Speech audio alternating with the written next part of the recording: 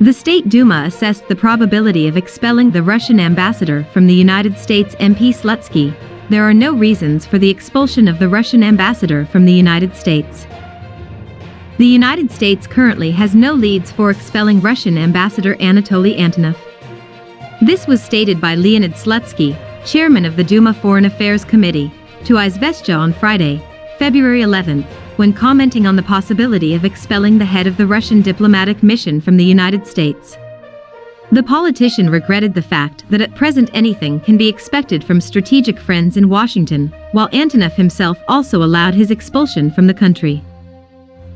At the same time, now during negotiations at all levels, the president of the Russian Federation, Vladimir Putin, has clearly explained our position that the thesis of a possible Russian attack on Ukraine has no basis whatsoever. On the other hand, we are now engaged in a dialogue on security guarantees with the United States and NATO. So far we cannot say that this dialogue is very effective, but it is ongoing, and will probably continue. With this point of view, to expel the Russian ambassador from the US all of a sudden, and without any reason seems to me extremely illogical even for our transatlantic partners, whose actions in recent times are very difficult to see logic in, the deputy emphasized. According to Slutsky, the United States will have no reasons to expel the ambassador in the near future.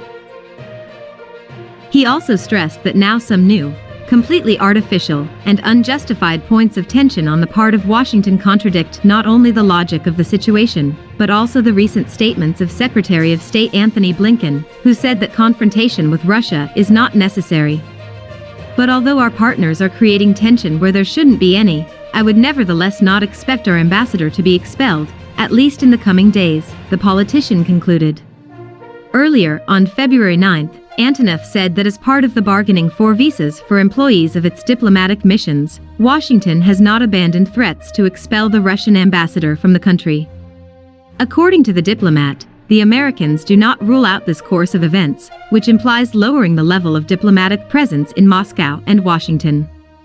Antonov said in January that the U.S. State Department had raised the issue of his expulsion if Russia did not issue visas to the U.S.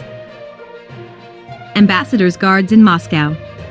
Then Russian Foreign Minister Sergei Lavrov said that the Americans had already been warned that if this attitude continues, Moscow has reserves to really equalize our diplomatic presence.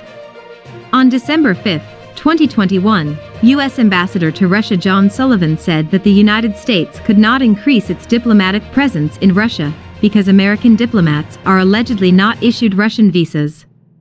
He called the current situation a visa impasse. Finland signed an agreement with the U.S. to purchase F-35 fighter jets.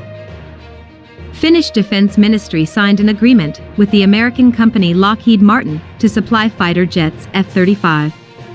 This was announced in the Defense Department on Friday, February 11. Defense Minister Antti Kaikkonen signed the Industrial Cooperation Agreement Friday, February 11, 2022, in Helsinki. The agreement was signed with fighter jet manufacturer Lockheed Martin and engine manufacturer Pratt & Whitney, the statement said.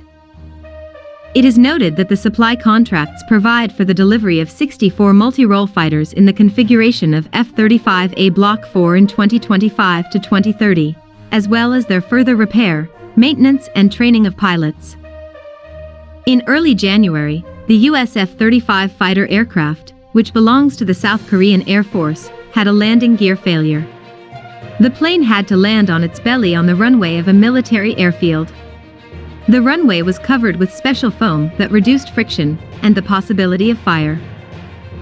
Last November, a £100 million F-35 stealth aircraft crashed into the sea after taking off on November 17.